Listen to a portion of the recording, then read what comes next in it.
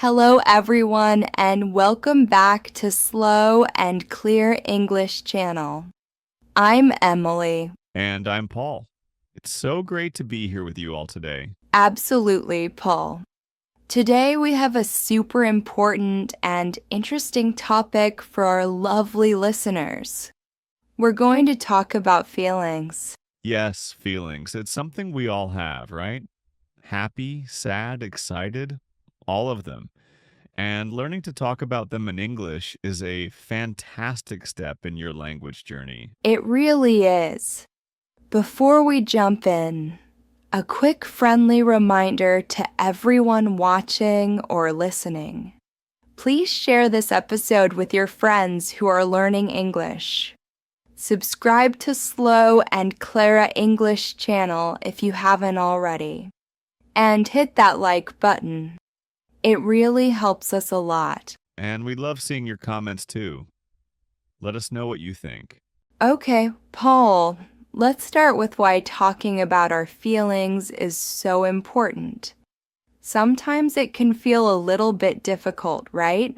Yes, it can, but it's so good for us, Emily. When we talk about how we feel, it helps our mental health. It's like letting out a little bit of what's inside. Exactly. It's not good to keep everything inside. And when we express our feelings, it helps us with communication. People understand us better. That's true. If I'm feeling happy and I tell you, Emily, I'm so happy today, you understand me better. And it helps our relationships too, with friends, with family. Oh, totally. If I'm feeling a bit sad and I tell my friend I'm feeling sad today, my friend can say, "Oh, I'm sorry to hear that. Can I help?" It builds a stronger connection. It's like a little bridge between people. That's a great way to put it, Emily. So, talking about feelings is good for our mind, good for understanding each other, and good for our friendships. Wow. Yes. Wow. Now, for our amazing English learners, let's go over some basic words for feelings. These are words you hear every day. Absolutely. Let's start with some easy ones. The first one everyone knows is happy. Yes. When you smile, when you laugh, you're happy. Like right now, I'm feeling happy talking to you, Paul. Me too, Emily. Then we have sad when you cry, when you feel a bit down, Oh, yeah. Like when it rains all day and you wanted to go outside, you might feel a bit sad. right? And then there's angry. When you feel hot, maybe you want to shout a little. Hmm. Like when you miss the bus, you might feel a little angry. Oh, yes, that's a good one. And what about tired when you want to sleep? Oh, I feel tired sometimes after a long day of talking on podcasts. Just kidding. But seriously, after a long day, you feel tired. Good one.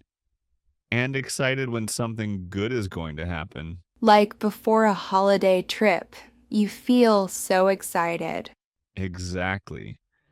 And scared when something makes you feel a bit afraid, Like watching a spooky movie, you might feel scared. or when you hear a strange noise at night. And finally, for our basic list, nervous. When you have a big test or you have to speak in front of people. I remember feeling nervous before my first podcast, but now I feel happy. See? Practice makes perfect. Now, a very important tip for our listeners. The difference between I feel and I am. Oh, yes, this is very useful. When we talk about feelings, we often say, I feel happy or I feel sad.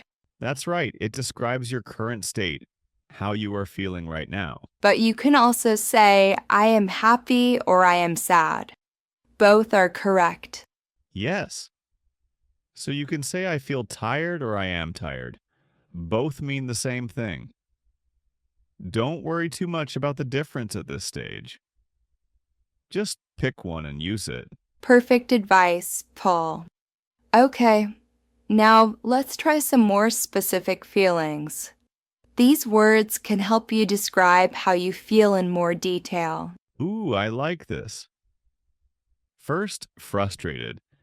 This is when you try to do something, but it's very difficult and it's not working. Yes, like when you try to put together some furniture and the instructions are unclear, you might feel very frustrated.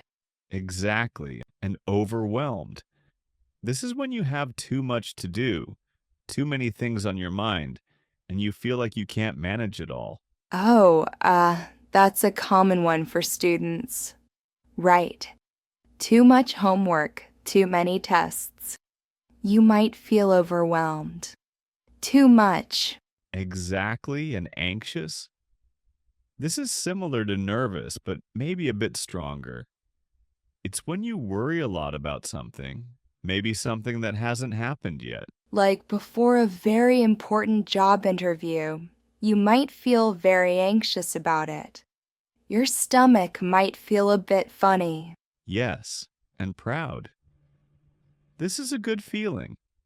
When you do something well or someone you love does something well, you feel proud. Like when you finish a big project, you feel so proud of your work. I did it. Or when your child learns to ride a bike, you feel so proud. That's a lovely feeling. And lonely. This is when you feel alone. Even if there are people around, you just wish you had someone to talk to. Yes, sometimes we all feel a little lonely. It's okay to feel that way. Absolutely. Then we have confident. This is when you believe in yourself and your abilities. You feel strong and ready. Like when you know the answer in class and you feel confident to raise your hand. Yes. And finally, for this section, disappointed. This is when something you hoped for doesn't happen and you feel a bit sad because of it. Oh, like when your favorite team loses the game, you feel very disappointed. Yes, that's a good example. Now, let's talk about how to describe how strong a feeling is. We can say a bit sad or completely devastated. This is super useful. A bit sad means a little sad. Like if your ice cream falls on the ground? Oh no, so sad. But completely devastated means very, very sad. Like if you lose something very important to you. Exactly. Or a little bit nervous versus extremely anxious. Extremely means very, very. So you can add words like a bit, a little, very, really completely, or extremely to show how strong your feeling is. It adds more color to your sentences. Fantastic. Now, let's have some fun with English idioms. These are phrases where the meaning isn't always clear from the individual words, but they are very common. I love idioms. They make English sound so natural. The first one is I'm on cloud nine. Cloud nine? This means you're extremely happy, like you're floating in the sky. My vacation starts tomorrow. I'm on cloud nine. That's a great feeling. Then I'm feeling under the weather. This one means you are feeling a bit sick. Not completely. Well, like you have a cold. I can't come to the party tonight. I'm feeling under the weather. Yes, it's a nice way to say you're not feeling well without being too specific. Next, he's walking on eggshells. Oh, this one is interesting.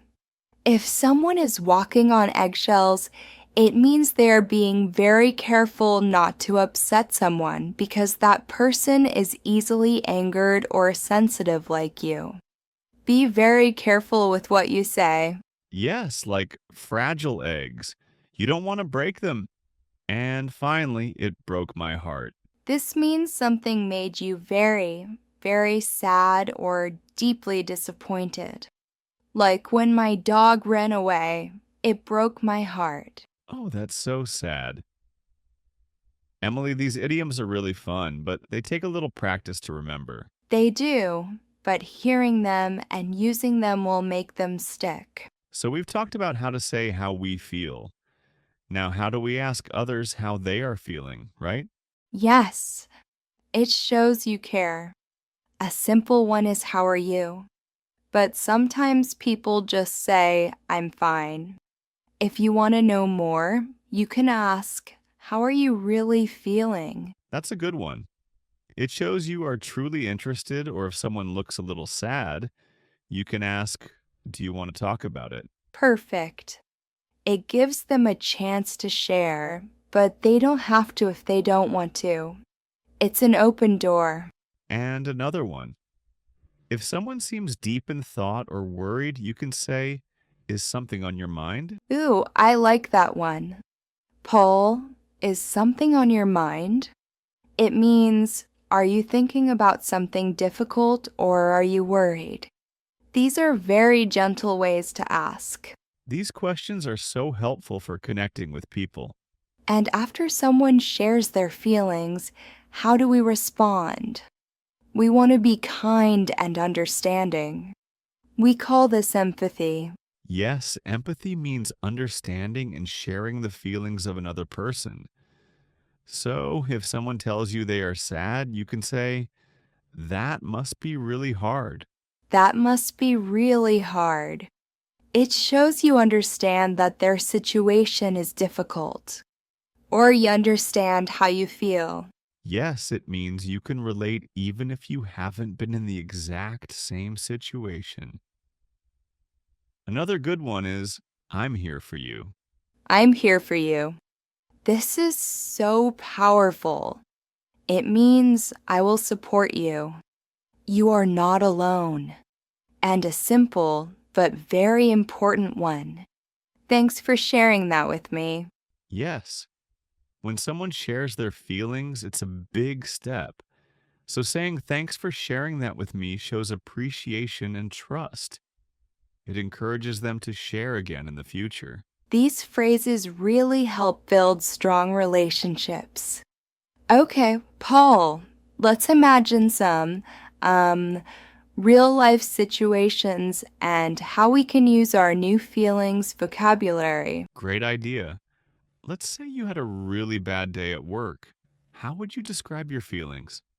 Hmm, after a bad day at work, I might say I'm feeling tired and a bit frustrated today. The computer was slow and I had too many meetings. Good one. Or I'm feeling a bit overwhelmed after all that work today. Perfect. Now, what about describing excitement before a trip or a big event? Oh, that's easy. I'm so excited for my vacation next week. I can't wait. Or I'm on cloud 9 about the concert tomorrow. Love it. And what if you want to express sadness after a breakup or a disappointment? This can be difficult, but it's important to talk about. Yes, it is. You might say, I'm very sad about the breakup. It broke my heart. Or I'm really disappointed that the project didn't work out. These examples show how we can use different words to match the situation. It makes your English sound much more natural. Exactly. Practice these in your head or even out loud. Now, let's talk about feelings at work. Sometimes it's hard to talk about stress in a professional way. It is, but it's also important for our well being. If you're feeling too much pressure, you can say, I'm feeling a bit burned out. Burned out means you are extremely tired and stressed from too much work, like a candle that has burned completely down. Yes, and if you need a break, you can say, I need a mental break. A mental break means you need a short time away from work or thinking just to relax your mind. It's very common to feel this way. Sometimes. These phrases are good for talking to a manager or a colleague if you need to. They are polite and professional. Very useful. Paul, Let's talk a little bit about how different cultures express emotions. It's really interesting. Oh, yes. In some cultures, people might not talk about their feelings as much. They might keep them more to themselves. That's right. And in other cultures, it might be very normal and even expected to share how you feel openly. Sometimes English can feel a bit more direct or open when talking about feelings compared to some other languages. Yes, exactly. In English speaking cultures, it's often seen as a good thing to be able to express your feelings clearly. It shows honesty and helps build trust. So, when you are learning English, you are also learning a little bit about the culture that goes with the language. It's part of the journey. Exactly. Don't be shy to try expressing yourself. It's a skill, just like learning grammar. Okay, Paul, we're almost out of time, but before we go, what are some final tips for our listeners to improve their emotional vocabulary? My first tip is keep a feelings journal in English. Ooh, I love that. Every day, write down how you feel. Today I feel happy because. Or today I feel a bit tired because. Yes, it helps you practice using the words. And my second tip is practice describing your day using emotional language. So instead of just saying, my day was good, try to say, my day was a bit stressful at first, but then I felt very proud of my work. Exactly. The more you practice, the easier it becomes. Don't be afraid to make mistakes. That's how we learn. That's fantastic advice, Paul. And remember, everyone, talking about your feelings is a journey, both in English and in life. Be patient with yourself. Absolutely. And we are so proud of all of you for learning and growing with us. Well, that's all for today's episode of Slow and Clear English Channel. Thank you so much for joining us. Yes, thank you. Remember to subscribe to our channel, share this video with your friends, and hit that like button. And we would love to hear from you. Leave a comment below and tell us how are you feeling today? Or what was one time you felt super excited? We can't wait to read your comments. See you next time, everyone. Bye. Bye.